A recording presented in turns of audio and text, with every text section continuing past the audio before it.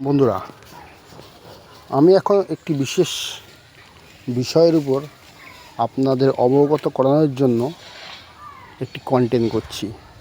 চাষি মহলের ছেলে, চাষবাসের উপর আমি কন্টেন্ট করে থাকি। দেখুন তো, গাছের পাতার উপর কালো কালো আস্তরণ পড়েছে। এই দেখুন,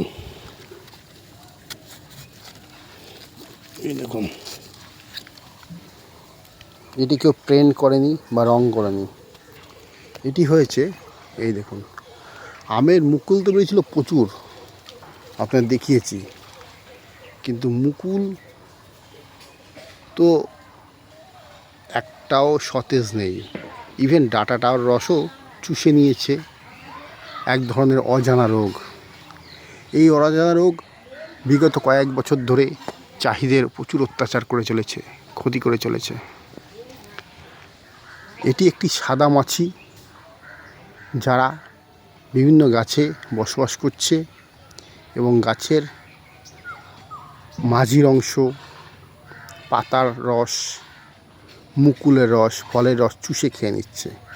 যার ফলে এবছর দেখুন কী অবস্থা, কত ক্ষতি। আম গাছ তো আছে, মুকুল তো বেরিয়েছিল, কিন্তু সে মুকুলের ডাটার রস পর্যন্ত চুষে নিয়েছে।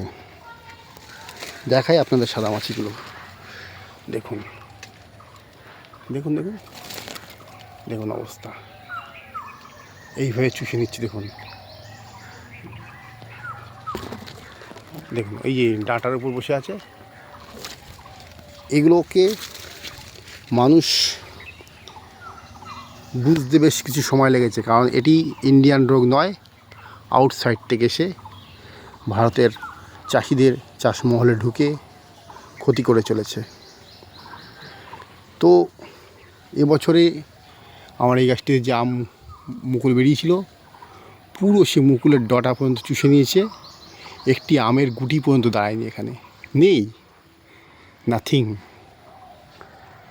আর এই মাছি যখন পায়খানা করছে, লালা আকারে ঝরে পড়ছে নিচে, আর নিচে গাছের উপর পড়েছে দেখুন। আর বায়ুতে তো প্রচুর ধূলিকণা সবসময় বিরাজমান।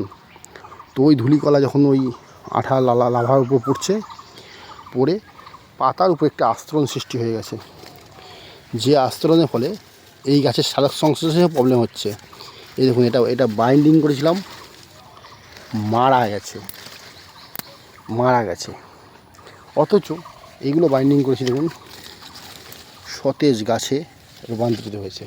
আর নিচে ওই লাভার জন্য বাটগুলো মারা গেছে। কী হারে মারা গেছে দেখুন, প্রচুর ক্ষতি, সো স্যাড।